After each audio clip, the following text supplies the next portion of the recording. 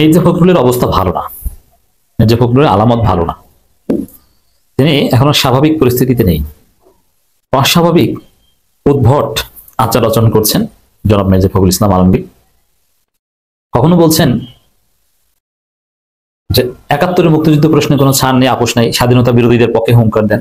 আবার কখনো বলছেন না, দেশ স্বাধীন হওয়ার পর সবাই স্বাধীন, বিভাজন করা যাবে না। কিছু ঘটেন। বিএনপি চাঁদাবাজির স্বর্গরাজ্যে পরিণত করেছে বাংলাদেশকে, চাঁদাবাজিকে একটা শিল্প হিসেবে প্রতিষ্ঠিত করেছে, যে চাঁদা শিল্প সেটা বাংলাদেশে তোলপাড়। তো দর্শক, এই জায়গায় বিএনপি বলছে সমন্বয়কদের চাঁদা দাবির খবরে আমি বেদনায় নীল হয়ে গিয়েছি। মির্জা ফখরুল, গণঅভ্যুত্থানের 1 বছরেই এই অবস্থা, যে তরুণরা দেশ গঠন করবে তারাই এখন চাঁদাবাজি করছে। আমরা কি এমন পরিণতি চেয়েছিলাম? কি হুজুর আলহাজ হযরত মাওলানা মির্জা ফখরুল ইসলাম আলমগীর ঠাকুরগাঁওয়ী এমন ভাবে মির্জা ফখরুল কথাটা বলছেন যে দুনিয়ায় আর কোনোদিন তিনি চাঁদাবাজি দেখেন নাই, এই জীবনে প্রথম দেখলাম। এই মক্কার ইমাম, চকবাজার মসজিদের ইমাম, এরা চাঁদাবাজি করে, এই জীবনে প্রথম দেখলাম। মদিনা রাষ্ট্র, এখানে চাঁদাবাজি দেখে আমি বেদনায় নীল, এরকম একটা ভাব মাওলানা ফখরুল ইসলাম আলমগীরের বক্তব্যে। বিএনপি যে সকাল সন্ধ্যা নাস্তার মতো, ওজিফের মতো চাঁদাবাজি করে, মির্জা ফখরুল যে ভাগ পান, তারেক রহমান যে ভাগ পান, মির্জা ফখরুল নিজেই যে কত হাজার বিএনপিকে বহিষ্কার করেছে চাঁদাবাজির জন্য, তখনকার সময় এই বেদনা নীল হয়ে যাওয়াটা কোথায় ছিল? আমরা তো দেখিনি আপনাকে বেদনা নীল হয়ে যেতে। এখন আপনি ইমোশনাল হয়ে পড়েছেন কেন? মির্জা ফখরুলের স্টেটমেন্ট ইমোশনাল ব্ল্যাকমেল, যে আমি বেদনা নীল হয়ে গেছি সমন্বয়কদের চাঁদা দাবিতে। কেন? ওই সমন্বয়করা কি আলাদা ভিনগ্রহী এলিয়েন? বিষয়টা এমন যে বিএনপি চাঁদাবাজি করবে, এটা স্বাভাবিক, তারা করুক, তারা তো করবেই, করবে, বহিষ্কার হবে, আবার পেছনের দরজা দিয়ে ঢুকবে। আর সমন্বয়কটা চাঁদাবাজি করতে পারবে না, করলেই আমি বেদনা নীল হয়ে যাই। এই ইমোশনাল ব্ল্যাকমেইল, এই ধান্দাবাজি মির্জা ফখরুল কেন করছে?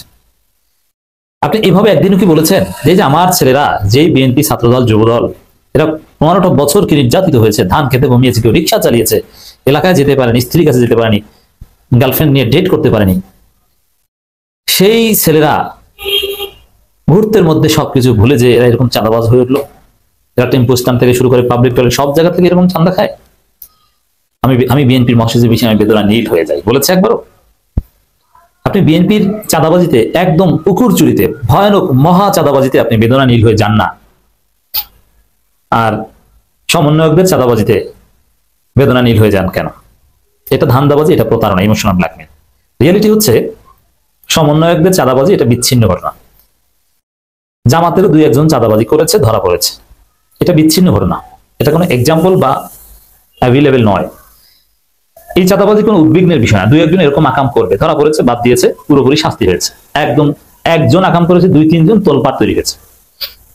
কিন্তু বিএনপিটা তো এরকম না, বিএনপিটা হচ্ছে সবাই চাঁদাবাজি করে, তারেক রহমান থেকে শুরু করে সবাই চাঁদাবাজি করে। জাস্ট মিডিয়ায় 2-1টা আসে, সামনে দরজা থেকে বহিষ্কার করে, পিছনের দরজা থেকে ঢুকিয়ে নেয়। এই বিএনপির চাঁদাবাজ উদ্বেগের, কিন্তু জামাত কিংবা এই সমন্বয়কদের মধ্যে 2-1 জন যে চাঁদাবাজ, এটা উদ্বেগের বিষয় নয়, এটা বিচ্ছিন্ন ঘটনা। বিচ্ছিন্ন ঘটনা নিয়ে উদ্বিগ্ন হওয়ার কিছু নেই, এটা ঘটে, এটা যথাযথ ব্যবস্থা নেই, এটাই সমাধান। অতএব জামাতের কেউ কিংবা সমন্বয়কদের কারো চাঁদা নিয়ে আমরা উদ্বিগ্ন নই। আমাদের কথা বলতে হবে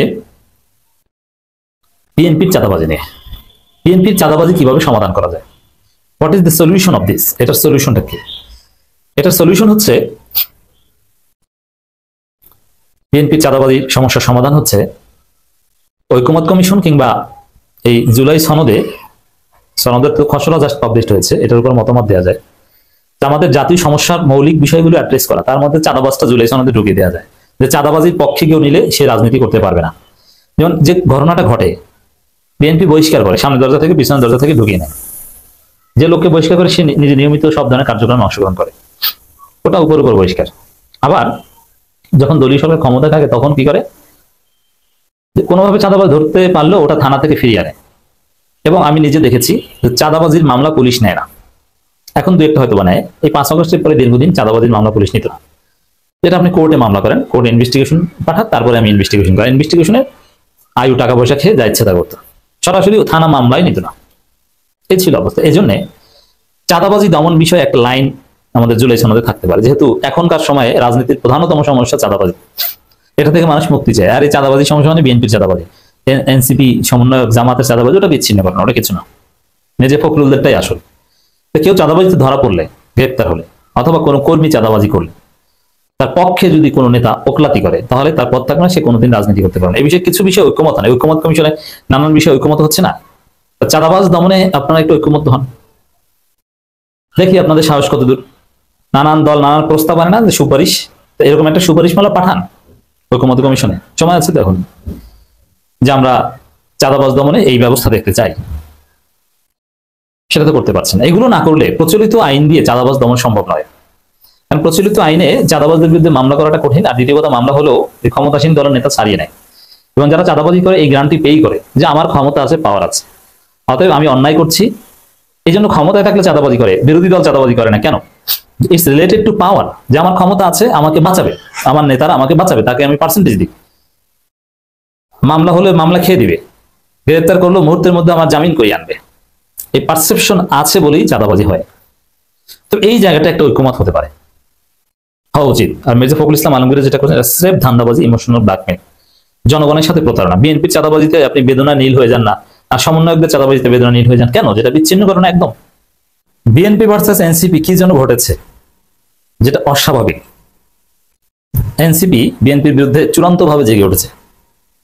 দর্শক, কথার লড়াই একদম পয়েন্ট অফ নো রিটার্নে চলে গেছে, চূড়ান্ত উত্তেজনা বিরাজ করছে অনেকগুলো বিষয়, একে অপরকে যত পারে ঘায়েল করছে। বোঝা গেছে যে বিএনপির লেভেল এখন এনসিপির সাথে প্রতিদ্বন্দ্বিতা জড়ানো, এনসিপির সাথে পরাজিত হওয়া। আমি তো বলেছি, এক নাসিরউদ্দিন পাটোয়ারির কাছে এনসিপি দরকার আছে, নাসিরউদ্দিন পাটোয়ারির সাথে এনসিপি পারছে না।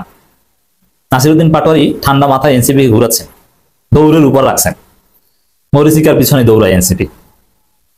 যদিও নাসিরউদ্দিন পাটোয়ারি যে কথাগুলো বলছেন, এটা যে তিনি হেয়ালি ভাবে বলছেন তা না, এটা দেশি বিদেশি অনেকের পরামর্শে ঠান্ডা মাথায় তিনি বলছেন, যেটা বিএনপির বাস খাওয়ার সুপরিকল্পিত রাস্তা।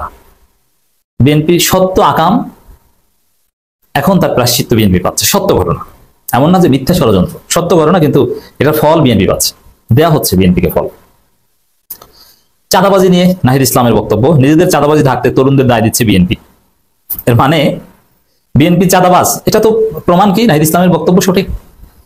প্রমাণ হচ্ছে বিএনপি মানেই চাঁদাবাজ, চাঁদাবাজি করে। এখন রাজনীতির মূল পয়েন্টই হচ্ছে চাঁদাবাজ, আর চাঁদাবাজ মানে বিএনপি, বিএনপি মানে চাঁদাবাজ, এর বাইরে কোনো চাঁদাবাজ উল্লেখ করার মধ্যে কিছু নেই। তো মির্জা ফখরুল বলছেন, সমন্বয়কদের চাঁদাবাজির কথা শুনে আমি বেদনায় নীল হয়ে গেছি। অথচ বিএনপি, মির্জা ফখরুল নিজেই যে কত হাজার বহিষ্কার করেছে বিএনপিকে চাঁদাবাজির জন্য, তিনি নিজে যে কত পার্সেন্ট পেয়েছে, তার জন্য আর বেদনা নীল হয় না। এটা থেকেই প্রমাণিত হয় যে নাহিদ ইসলামের বক্তব্য সঠিক, যে নিজেদের চাঁদাবাজি ঢাকতে তরুণদের দায় দিচ্ছে বিএনপি। নিজেদের চাঁদাবাজিতে বেদনায় নীল হয় না, আর সমন্বয়কদের কথিত চাঁদাবাজিতে বেদনায় নীল হয়। সমন্বয়করা যতটুকু চাঁদাবাজি করছে, জামাতেরও দুই একজন ধরা পড়ছে, এগুলো বিচ্ছিন্ন ঘটনা। আর বিএনপি টোটাল পার্টি হিসেবে চাঁদাবাজ। তারেক রহমানের আয়ের উৎসের কোনো ব্যাখ্যা বিএনপি দিতে পারছে না। চান্দার টাকায় চলে। তারেক রহমানের বাসা ভাড়া 7 লাখ টাকা। 7 লাখ টাকা তিনি কি ইনকাম করেন? বাংলাদেশি টাকা 7 লাখ টাকা, ব্রিটিশ পাউন্ডে বাসা ভাড়া। তার ইনকামটা কি? কি ব্যবসা করেন? কোনো কাজে সময় দেন? বাংলাদেশে কোনো কোম্পানিতে শেয়ার আছে? বিদেশে কোনো কোম্পানিতে শেয়ার আছে? ঘরে বসেও টাকা ইনকাম করা যায়, প্যাসিভ ইনকাম হতে পারে। যেমন আপনি যদি কোনো কোম্পানির শেয়ার কিনে রাখেন, তা আপনার টাইম দিতে হবে না, শেয়ার হোল্ডার, আপনি রেভিনিউ পাবেন, যেটা চলতে থাকবে চলতে থাকবে। নিজে সক্রিয়ভাবে কাজ না করেও প্যাসিভ ইনকাম পাওয়া যায়। কিন্তু তারেক রহমান কি করেন বলতে হবে তো, কিচ্ছু বলতে পারে না। মির্জা ফখরুলের পেশা কি? আগে তো ঢাকা কলেজে শিক্ষক ছিলেন, এখন কি করেন? হ্যাঁ, পার্টির কাছ থেকে টাকা নেন। কত টাকা নেন? কিভাবে নেন? পার্টির সেই টাকাটা আসে কোথা থেকে? কে অনুদান দেয়? না চাঁদাবাজি করে? ক্লিয়ারলি বলতে পারবেন। আচ্ছা, বিএনপি তাদের আয় দেখিয়েছে 15 কোটি টাকা। তারেক রহমানের বাসা ভাড়াই যদি হয় 7 লাখ টাকা মাসে, যেহেতু তার কোনো ইনকাম দেখাতে পারছেন না, তার স্ত্রীও এখানে কোনো চাকরি করেছেন, সন্তানরাও প্র্যাকটিস করেন, আমাদের জানা নেই, তাহলে ধরে নিলাম পার্টি থেকে নেন। তো পার্টি থেকে 7 লাখ টাকা বাসা ভাড়া, যার আমার নিজের জীবনযাত্রা অনুযায়ী বলি, সাপোজ আমার গুলশানের বাসা ভাড়া যদি হয় 47,000 টাকা, আমার লাইফ এক্সপেন্ডিচার, খাওয়া, ইউটিলিটি বিল বা অন্যান্য সব মিলে, অন্যান্য ফ্যামিলি কস্ট মিলে কমপক্ষে 3 লাখ টাকা খরচ আছে মাসে। এর মানে কি? যে আপনার প্রায় 50,000 টাকা বাসা ভাড়া হলে বাংলাদেশে, তাহলে আপনার মাসিক খরচ, যে 50,000 টাকা বাসা ভাড়া দিয়ে থাকতে পারে বাংলাদেশে, তার মাসিক খরচ কমপক্ষে 3 লাখ টাকা। তাহলে তারেক রহমান যদি 7 লাখ টাকা বাসা ভাড়া দিয়ে থাকেন, তাহলে তার মাসিক খরচ 30 লাখ প্লাস নর্মালি, এবং তার যে বিলাসী গাড়ি আর অনেক কিছু, সন্তানদের জীবনযাত্রা, 50 লাখ টাকা একদম নর্মালি, আসলে বাস্তবে হচ্ছে কোটি কোটি টাকা। তাহলে এই টাকাটা কোন জায়গা থেকে নেন? নির্বাচন কমিশনে যে আয় ব্যয়ের হিসাব দেখায় সেটার সাথে কি এটাকে ব্যালেন্স করতে পারবে? পারবে না। কারণ নিশ্চিত ভেজাল টাকা। আপনি এই যুক্তি কিন্তু ধরা খেয়ে গেলেন। তা আসলে টোটাল বিএনপি দলটা একটা করাপ্টেড দল। একটু যদি অডিট করা হয়, একটু যদি ক্রস ধরি আমরা, একটা এই যে আমি যে প্রশ্নটা করলাম যে 7 লাখ টাকা বাসা ভাড়া যেখানে থাকেন লন্ডনের, আমি চিনি ভালোভাবেই সেখানে বাসা ভাড়া কেমন, তার বাড়ির মান কেমন, ব্রিটিশ সরকার থেকে তিনি কি সুযোগ সুবিধা পান একজন অ্যাসাইলাম গ্রান্টেড লোক হিসাবে, সব জানা আছে। তাতে ইন রিয়ালিটি তার মাসিক খরচ 1 কোটি টাকার উপরে বাংলাদেশ। মির্জা ফখরুল কিছু করে না, তার টাকা তার মেয়ে দেয়, টাকা পাঠায়, কিভাবে চলে? পার্টি থেকে নেন, নিলে কিভাবে নেন? কার পেশা আছে? শুধু এই মাহবুবউদ্দিন খোকন, ব্যারিস্টার কায়সার কামাল, এরকম 2-4 জন লোকের তারা আইন প্র্যাকটিস করেন, রুমিন ফারহানা টাকা পয়সা পান, এই ভালো টাকা পান। যেন মাহবুবউদ্দিন খোকন অনেক টাকা পান কোর্টে গেলে, একটা মামলা 1-2 লাখ টাকাও পান। তারপরে ডিভিশনে যদি শুনানি করেন, 1-2-2.5 লাখ টাকা নেয় নর্মাল, প্রত্যেক দিন বেশ কিছু থাকে, হাইকোর্টে থাকে, সুপ্রিম কোর্টে। এছাড়া ওই ব্যারিস্টার কায়সার কামাল এরকম ভালো মানের ব্যারিস্টার, ভালো সাবমিশন করেন, অনেক টাকা ফি পান এবং তাদের পারফরমেন্স ভালো, সাকসেস রেট ভালো। অন্যরা কি করেন? বাস্তবে হচ্ছে কিচ্ছু করেন না, এরা দলের থেকে ফান্ড নেন অথবা চান্দার পার্সেন্টেজ না, দলের থেকে ফান্ড নিলেও ওইটাও চান্দা থেকে আসে। তো বিএনপি আপাতমস্তক একটা চান্দাবাজির দল, ফুললি করাপ্টেড একটা দল, যাদের মধ্যে সামান্য সততা নেই, মিনিমাম নেই। সেই দল এখন নিজেদের চান্দাবাজি রাখতে এনসিবির চান্দাবাজির বা সমন্বয়কদের চান্দাবাজির ঘটনা শুনে তারা বেদনায় নীল হয়ে যায়। এটা তাদের ঢাকার জন্য স্পষ্ট। 5 আগস্টের পর বিএনপির মাধ্যমে চাঁদাবাজি ছড়িয়ে গেছে, এবং নিজেদের দায় এড়াতে তরুণদের উপর দোষ চাপানো হচ্ছে। এগুলো মানুষ বিশ্বাস করবে না। বিএনপি প্রচারণা চালিয়ে তো পারবে না। তো চাঁদাবাজিটা আসলে কে করে? বিএনপি করে না সমন্বয়করা করে? এটা প্রচারণা চালিয়ে কখনো পারবে না, এটা প্রতিষ্ঠিত হয়ে গেছে। চাঁদাবাজ মানে বিএনপি, বিয়ন্ড রিজনেবল ডাউট লা রইবা ফিহি। বিএনপির বিরুদ্ধে চাঁদাবাজি প্রসঙ্গে কঠোর সমালোচনা করে জাতীয় নাগরিক পার্টির আহ্বায়ক নাহিদ ইসলাম বলেছেন, 5 আগস্টের পর বিএনপির মাধ্যমে চাঁদাবাজি ছড়িয়ে গেছে এবং নিজেদের দায় এড়াতে তরুণদের উপর দায় চাপানো হচ্ছে। টাঙ্গাইলে কথা বলেন নাহিদ ইসলাম বলেন, বিএনপির রাষ্ট্র সংস্কার একটি উদ্যোগ নেয়নি, আয়ের উৎস ও ব্যয়ের হিসাব জনগণের কাছে অস্পষ্ট। আমি এতক্ষণ এগুলো নিয়েই বললাম, নাহিদের এই বক্তব্যের ব্যাখ্যা অলরেডি দিয়ে দিয়েছি, যে চাঁদাবাজির অর্থনীতির ভিত্তিতে রাজনৈতিক দলগুলো চলে, সেই অর্থনৈতিক কাঠামো ভেঙে দিতে হবে, চাঁদাবাজি সংস্কৃতি পরিবর্তন, সবাইকে একসঙ্গে কাজ করতে হবে। এই চাঁদাবাজি নিয়ে যদি রাজনীতি করে এনসিপি, যদি এনসিপির জন্য এটা কঠিন, তাহলে বিএনপি এমনি শেষ হয়ে যায়, কারণ বিএনপির ইকোনমি থাকে না। এই যে বললাম না গাজী আতাউর রহমানের কথা, চরমনের নেতা, চাঁদাবাজি বন্ধ হয়ে গেলে বিএনপি আওয়ামী লীগ এমনিতেই কর্মী পাবে না, কারণ এরা করেই হচ্ছে চাঁদাবাজির জন্য। দুর্নীতি বন্ধ হয়ে গেলে নেতা পাবে না, ধ্বংস হয়ে যাবে বিএনপি। তো এই জন্য এই চাঁদাবাজি নিয়ে শুধু রাজনীতি করুক বিএনপি জয় বাংলা। সমগ্র জাতির দৃষ্টি এখন জামাত চরমনাই এনসিপির দিকে। আগস্টের প্রথম সপ্তাহে কি ঘটতে যাচ্ছে সবাই অধীর আগ্রহে অপেক্ষা করছে। ইত্তেফাকের রিপোর্ট, আগস্টের প্রথম সপ্তাহে ঘোষণা আসতে পারে নির্বাচনের দিনক্ষণের। গণঅভ্যুত্থানের বর্ষপূর্তিকে ঘিরে প্রধান উপদেষ্টা জাতির উদ্দেশ্যে দেওয়া ভাষণের মাধ্যমে এই ঘোষণা আসতে পারে। আচ্ছা, সেই ঘোষণা এখন পর্যন্ত জামাতের যাদের সাথে কথা বলেছি, প্রধান উপদেষ্টা ইনফরমালি ফরমালি নির্বাচনের দিনক্ষণ বিষয়ে কোনো কথা জামাতের সাথে বলেনি, এনসিপির সাথে বলেনি, চরমনের সাথেও বলেনি, কারোর সাথেই বলেনি। বিএনপির সাথে তারেক রহমানের সাথে ফোনে হয়তো বলেছে, আর কেউ জানে না, শুধু তারেক রহমান জানতে পারেন। তো এই ক্ষেত্রে নির্বাচনের যে দিনক্ষণ ঘোষণার কথা, এটা যদি সাথে সাথে জামাত চরমনাই এনসিপি প্রত্যাখ্যান করে দেয়, তাহলে রাজনীতি ভুলে যাবে। এবার যদি জামাত চরমনাই এনসিপি আপত্তি দিয়ে বসে, 2029 সালের আগে নির্বাচন আর চোখে দেখা লাগবে না। অথবা বিএনপি এখন নির্বাচনের তারিখ নিতে যে আসলে যে ওটা 29 সালের আগে নির্বাচন রাস্তা বন্ধ হয়ে যেতে পারে, এইটাই বিএনপি বোঝে না। এটা খেলাও হতে পারে, যেমন ইউনূস সরকারের এটা এভাবেও পরিকল্পনা হতে পারে যে তারা চায় আসলে 29 সালের আগে নির্বাচন না হোক, কারণ 29 সালের আগে সুষ্ঠু নির্বাচন সম্ভব নয়। এখন সেটা কিভাবে 29 সাল পর্যন্ত নেওয়া যায়? ঠিক আছে, এখন একটা তারিখ ঘোষণা করে দিই কাউকে না বলে, তারপরে সবাই সেটা প্রত্যাখ্যান করুক, তাহলে তার নির্বাচনের তারিখ নিয়ে আলোচনা থাকে না, যে আমরা তারিখ দিয়েছিলাম কেউ মানে না, আমরা কি করবো। বিএনপি কিন্তু ফাঁদে পড়ছে শব্দ। এই যে দেখেন না, লুৎফুজ্জামান বাবরের বিরুদ্ধে, সালাউদ্দিনের বিরুদ্ধে নাসিরউদ্দিন পাটোয়ারি 2-1 শব্দ বলে, আপনি কি বলেন ওটা নাসিরউদ্দিন পাটোয়ারি ব্যক্তিগতভাবে বলে? না, ওরা পরিকল্পিতভাবে ঠান্ডা মাথায় বলেন। নাসিরউদ্দিন পাটোয়ারির ওই বক্তব্যের পেছনে দেশি বিদেশি অনেকের সমর্থন রয়েছে এবং অনেকের প্রেসক্রিপশনে বলছেন তুমি এই 2-1টা বলে দাও আর বিএনপি দৌড়াক, বিএনপি ফাঁদে পড়ুক, বিএনপি একটা বিশেষ সার্কেলের মধ্যে পড়ুক, সেটাই পড়ছে। না পারছে হজম করতে, না পারছে কিছু বলতে। নাসিরউদ্দিন পাটোয়ারির উপর হামলা করলো আরো বেশি বেকায়দা, আর কিছু না বললেও এস্টাবলিশড যে আসলে ঘটনা সত্য। বিএনপি পড়ছে আসলে ফাঁদে। এই যে নির্বাচনের তারিখ, নির্বাচনের তাড়াহুড়ো করা, ওটাও একটা ফাঁদ।